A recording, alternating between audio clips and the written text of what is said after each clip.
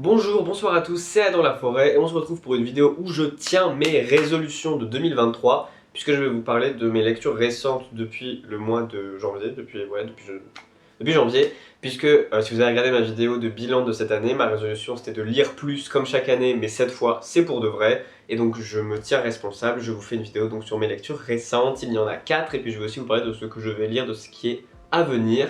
J'espère que ça va vous plaire. Bonne vidéo. En premier, je ne l'ai pas avec moi puisque je l'avais emprunté à la bibliothèque, j'ai lu le recueil de poésie de Charles Bukowski, Love is a Dog from Hell. L'amour est un chien venu de l'enfer, un peu excessif le monsieur peut-être. Ça fait très longtemps que je voulais lire ce livre, mais je ne l'avais pas trouvé en VO et je pense que ça n'a aucun intérêt à lire en traduit. C'est vrai, c'est pas par snobisme de il faut lire en anglais que je dis ça, c'est vraiment parce que je pense que ça ne rend pas bien tout simplement avec la langue française. De manière générale, je trouve que cette forme de poésie, vous savez la poésie à la mode, même si ça date un petit peu, mais vous voyez, les choses très courtes comme ça, je trouve que ça passe très mal le français, donc voilà. Je ne conseillerais pas de le lire traduit si vous ne lisez pas l'anglais déjà pour commencer. Je voulais le lire depuis longtemps et je pense que c'est en grande partie à cause de la couverture que je trouve super belle. Et qu'est-ce que j'en ai pensé? Je suis assez mitigé, je trouve que c'est assez inégal comme recueil parce que des fois c'est un peu difficile à lire parce que Bukowski, le personnage alcoolique qui avait des relations sexuelles tout le temps avec plein de femmes, des fois un petit peu, des fois très misogyne, des fois c'est un peu redondant dans la poésie, dans sa façon dont il parle des femmes, et d'autres fois, dans ses poèmes ou quand il s'éloigne de ce sujet-là et qu'il parle de choses autres que les femmes, il a vraiment une écriture qui est très belle, très émouvante et très gracieuse, ce qui est assez étonnant quand on voit le personnage, et c'est ça que j'ai trouvé qui était un intérêt à lire ce livre, c'est que on pense Bukowski, on voit l'homme, on voit à quoi il ressemble, il y a une photo à la fin du livre, et cet homme qui est quand même très imposant, qui fait pas peur mais bon presque, qui était alcoolique, tout ça, et par moments, on voit une vulnérabilité dans l'écriture, déjà parce que la poésie c'est assez vulnérable, mais même comment il écrit, et aussi on voit de la bonté, de la gentillesse quand il parle de sa fille par exemple, ou même des fois avec les femmes, ou avec le monde, mais dans l'écriture vraiment, on voit de la bonté, et c'est assez étonnant, et le contraste entre le personnage Bukowski et parfois la beauté de la poésie, et comment il l'utilise, et la tristesse aussi qui vient avec, parce que c'est vrai qu'on sent aussi la mélancolie profonde de Bukowski, ce qui n'était pas que juste colère. Et cette vulnérabilité là, c'est vraiment intéressant en fait à avoir en contraste avec tout le reste et les sujets et la façon dont il parle des fois très crûment, de façon assez vulgaire. Donc pour ça je trouve que c'est intéressant à lire et c'est un livre qui date de 1977. C'est pas nécessairement pour tout le monde mais c'est intéressant et je pense qu'il y a des choses à prendre dans cette lecture. Ensuite j'ai enfin fini un livre que j'ai commencé il y a très longtemps et vous devez le savoir, pas forcément puisque vous n'avez pas vu toutes mes vidéos. Cet été j'ai fait une vidéo sur mes lectures où j'avais dit aussi ce que je devais finir de lire et ce que j'ai absolument pas fait. C'est incroyable à quel point je l'ai pas fait. Et dedans il y avait Good Pop, Bad Pop, l'autobiographie qui n'est pas vraiment une autobiographie de Jarvis Cocker, le chanteur du groupe Pulp. Si vous avez déjà vu une de mes autres vidéos, vous savez que Pulp c'est mon groupe préféré. Donc voilà. Jarvis Cocker, c'est une autobiographie pas comme les autres je dis parce que Jarvis revient sur un loft qu'il a et où sont entassés énormément de souvenirs qu'il a depuis qu'il est petit. Et à travers les objets, il va nous raconter des anecdotes sur sa vie et sur les débuts de Pulp, puisque ça s'arrête avant que Pulp devienne connu, puisque Jarvis a commencé la musique très tôt, déjà à 15 ans, il voulait avoir un groupe, même s'il ne savait encore jouer de rien. Et c'est très intéressant, moi j'aime beaucoup les objets et les sentiments et les émotions que les gens attachent aux objets, puisque moi j'en fais partie de ces gens qui font ça, je garde absolument tout. J'ai beaucoup de sentiments pour des objets, même plus que pour des photos je trouve, des objets comme ça. Et donc c'est très intéressant sur sa vie, sur la musique, mais aussi je pense que, bon évidemment c'est à lire si vous connaissez le groupe, je pense que si vous ne connaissez pas du tout, vous n'avez jamais écouté, c'est un peu enfin c'est moins prenant, mais vous pouvez écouter et le lire après, parce que vraiment il y a des réflexions dedans, philosophiques presque sur la vie, et surtout sur le sens des choses et le sens qu'on donne aux choses, à sa vie et aux éléments qui sont vraiment super intéressantes. Je vais vous donner un exemple. Jarvis raconte que quand il était jeune, il avait une petite amie et ça s'était mal fini entre eux, il avait été un peu un connard, et ils ont rompu juste avant Noël et ça se passait mal. Mais comme c'était trop juste avant Noël, les cadeaux de Noël avaient déjà été achetés et cette fille lui a donc donné son cadeau de Noël qui était un disque de Marianne Faithfull.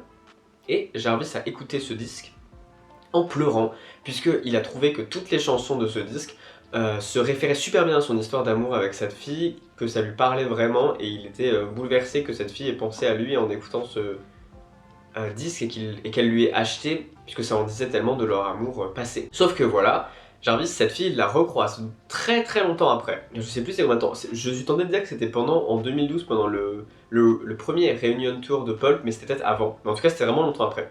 Il recroise cette fille et il lui dit: est-ce que tu te souviens, je vais te dire maintenant, je suis désolé d'avoir été un connard, puisque ce cadeau que tu m'avais fait, ça m'avait vraiment bouleversé, j'avais trouvé ça incroyable.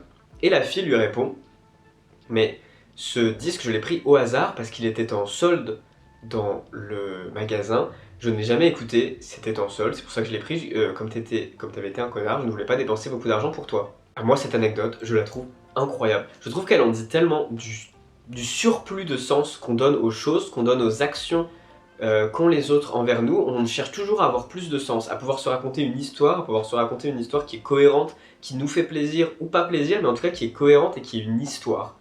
Et cette anecdote est super sur ça, et moi je trouve ça super, j'ai dit super 1000 fois, mais c'est super intéressant, et il y en a plein d'autres des réflexions dans ce style-là, d'autres qui sont très très émouvantes, et qui sont à l'inverse. Donc parfois on pense qu'il y avait un sens très très profond à une action ou à quelque chose, et en fait il n'y en avait pas, à un objet, et en fait des fois on ne se doute pas qu'il y en avait, et en fait il y avait un sens caché, ou en tout cas on peut voir un sens caché. C'est donc une très bonne lecture, j'ai adoré le lire. Jarvis est drôle, il écrit de façon drôle et très intelligente, comme pour ses paroles. Ce livre n'est pas traduit par contre, donc si vous ne lisez pas l'anglais, vous ne pouvez pas le lire, puisqu'il n'a pas été traduit en français encore. Ensuite, je viens de le finir avant-hier, je crois, c'est Death Kit de Susan Sontag. Donc Susan Sontag, intellectuelle américaine, réalisatrice aussi, écrivaine très connue pour des essais que je n'ai pas lus, comme Against Interpretation ou Notes on Camp, ou Devant la douleur des autres. Les trucs me viennent en langues différentes. Mais bon, en tout cas, elle est connue et je n'ai rien lu d'elle, alors que j'aime bien le personnage et je pense qu'elle est faite pour moi dans ses films même et des choses comme ça, donc il faut que je sois plus là-dessus. Death Kit, ça a donc été publié en 1967, c'est traduit, pour le coup il y a une traduction qui existe, mais moi je l'ai lu en anglais. C'est un peu compliqué d'expliquer l'histoire, mais je vais dire ce qui est intriguant à propos de ça. Ça parle, le narrateur Didi aka Dalton prend un train pour aller quelque part pour son boulot. Dans ce train, il est dans un compartiment avec plusieurs personnes, dont une fille qui est aveugle et qui l'intrigue beaucoup. Le train s'arrête parce il passe dans un tunnel et le train s'arrête parce qu'il y a quelque chose qui obstrue la voie. Au bout d'un moment, c'est long, Dalton sort pour voir ce qui se passe dans le tunnel, et il y a un ouvrier qui travaille sur la voie à casser un espèce de mur qui bloquait le train.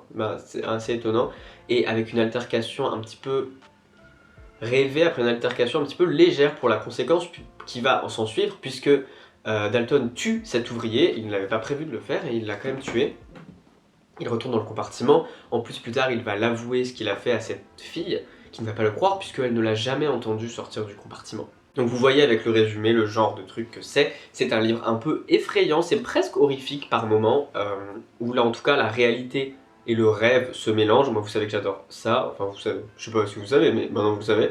J'adore ça. Parfois, je le dis tout le temps, parfois le narrateur a des petits côtés, enfin la narration a des petits côtés American Psycho avec le réel, tout ça, surtout que le narrateur n'est pas forcément hyper aimable, il n'est pas non plus horrible, mais il n'est pas aimable. Mais c'est très intéressant, il y a beaucoup de motifs et de symboles, encore une fois, comme avec Jarvis, il y a beaucoup de motifs et de symboles dans ce livre, c'est-à-dire des éléments qui sont subtils, qu'on va retrouver par exemple à la fin, et on va se dire « Ah, ça me fait penser à ça que j'ai lu 100 pages avant ». Mais c'est fait de façon très subtile, je pense qu'il y en a plein que j'ai manqué. Et rien n'est jamais explicité. C'est pas non plus psychologique, mais c'est vraiment intéressant sur le rêve, les symboles, les motifs qui reviennent, et sur, encore une fois, il y a beaucoup de choses aussi sur le sens qu'on donne aux choses, et la réalité, ce qui est réel, et tout ça. Par moments, le livre est vraiment effrayant, en tout cas l'atmosphère est vraiment dérangeante et étrange. C'est pas un spoil de dire que ça finit mal, on s'y attend.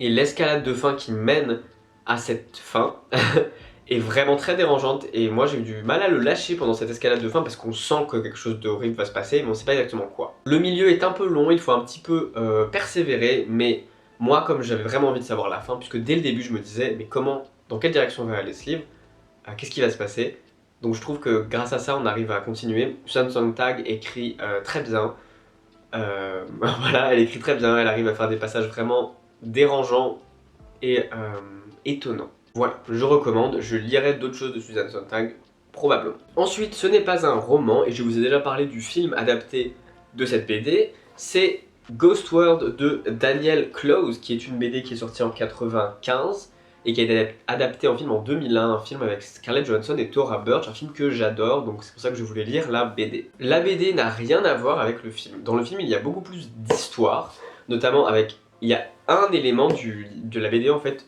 parce qu'en fait c'est un peu des petites tranches de vie, qui est repris pour en faire toute une histoire. Mais donc ça parle de deux adolescents qui finissent le lycée, deux adolescents assez trash, assez rebelles surtout. Enid. Moi j'aime beaucoup les histoires en mode coming of age avec des ados un peu punk et tout ça. C'est assez trash, c'est très triste par moments, et donc comme j'ai dit par rapport au film, ça n'a pas du tout d'histoire en fait. Mais il y a un fil conducteur, et aussi par rapport au film. Dans le film il y a quand même un rajout d'histoire, d'amour entre Enid et un mec qui est joué par Steve Buscemi dans le film. Il y a aussi des histoires d'amour avec un mec là-dedans, mais quand même l'accent est beaucoup plus sur la relation entre les deux filles, les deux amies, donc Rebecca et Enid, avec une implication quand même assez forte pendant toute la BD, que entre elles ce n'est pas que de l'amitié. Elles ne sont pas ensemble et il n'y a rien d'explicitement amoureux, mais il y a beaucoup de références à ça, en tout cas. Ce qui est moins présent dans le film, voilà. Mais la relation entre les deux filles est beaucoup plus développée là-dedans. En fait, la relation entre elles, même si c'est aussi central au film, il y a toute une histoire rajoutée qu'il n'y a pas là. Donc c'est très agréable. C'est une très belle histoire, c'est drôle parfois, mais c'est drôle, c'est trash. Hein. Mais par moments, ça fait aussi pleurer. Moi, j'aime beaucoup Ghost World, j'aime beaucoup cette histoire. Il y a un élément dans Ghost World que je vais pas vous spoiler, dans le film et dans la BD, qui est presque fantastique, presque surnaturel. Si vous avez vu le film, vous savez de quoi je parle. Et c'est un élément que j'adore, que je trouve très beau, très mélancolique, je recommande beaucoup la BD et le film, regardez le film bien sûr. Ça par contre, je l'ai lu traduit, voilà. Et voilà, c'est ce que j'ai lu pour l'instant.